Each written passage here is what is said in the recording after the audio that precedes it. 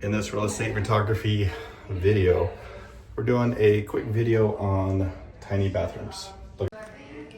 So we got the toilet here, and then behind we have the door.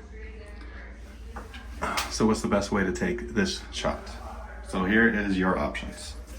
If the sink was over here, I would take this shot, slightly angled, showing where it is, but the sink is over there.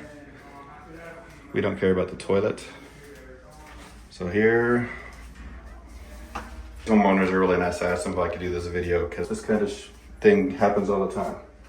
So what I do is I set my camera up as far back as I can above the toilet, and then I center it here. Let me move over. So I line it up, get it in the middle, get it all, I'm gonna get this level, and then make sure, the key is make sure you're even centered so everything looks right. If you're like slightly crooked, you see how your picture will look like that. So I'm gonna take a picture like this, but because the door's like this. So initially you would think taking the picture like this, but if you have on aperture priority or any automations, you're gonna change the brightness of the picture. So get this as much as you can.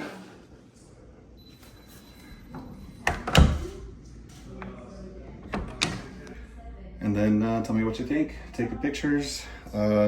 Nothing else we can do on this because of where the door is.